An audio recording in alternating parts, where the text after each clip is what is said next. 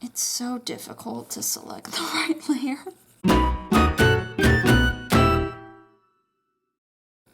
Oftentimes I will see people do this.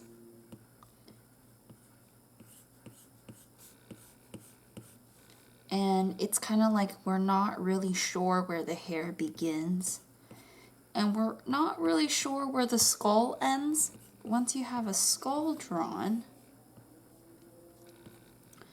we can figure out that the hair, when it's coming from the skull, goes up a little bit and then falls down.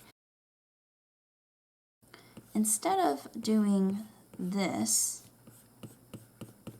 for example, I might do a thin piece here, a thick piece next, and then followed by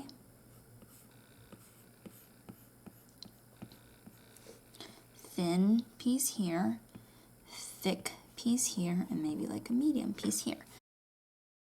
If I imagine that this person's head is in like a box, like a box like this,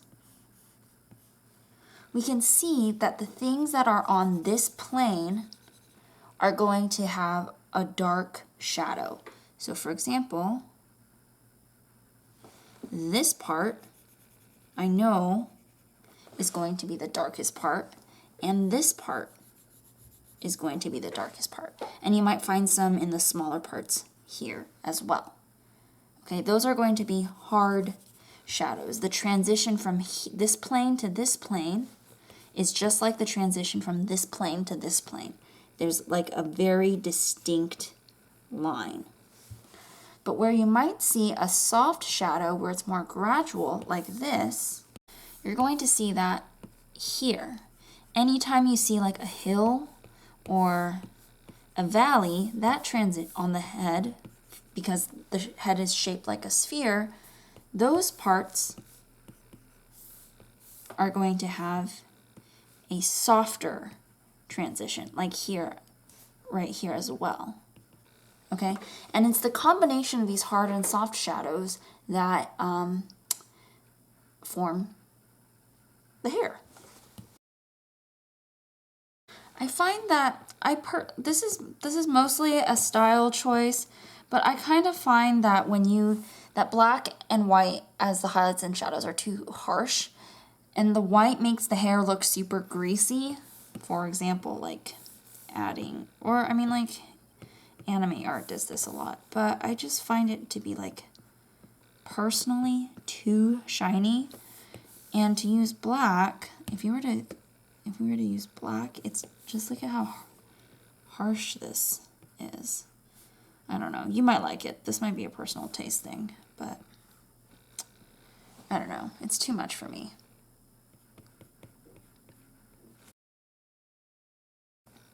I would start with coloring in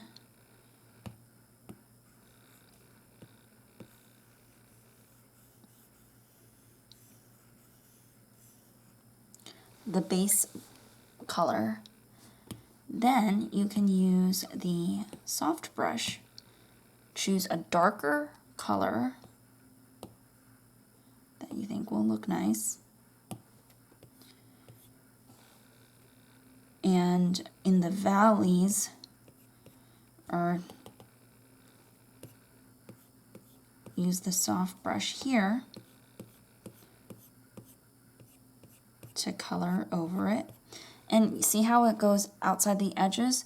One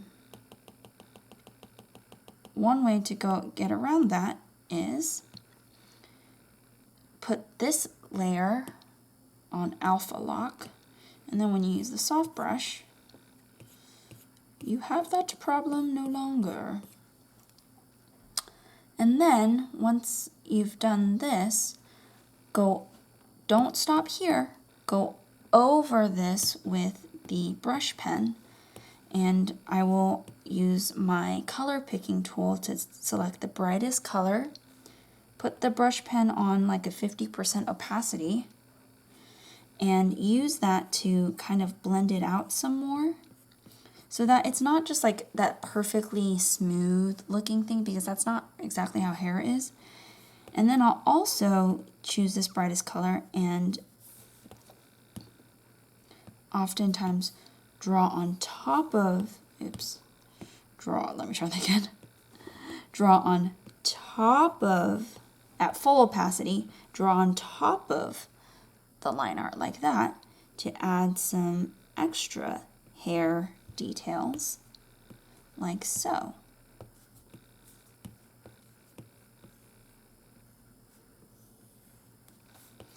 And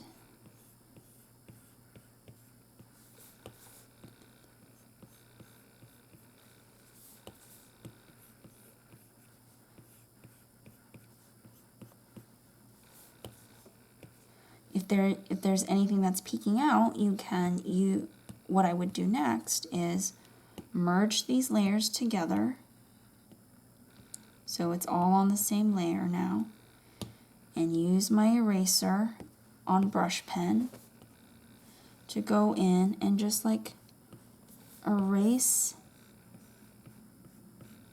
the excess.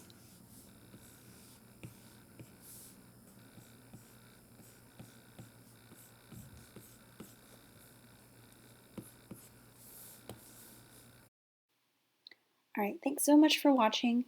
Here is a time lapse of some fairly curly hair that I painted a while ago. I hope you enjoyed watching this. I hope it was helpful to you.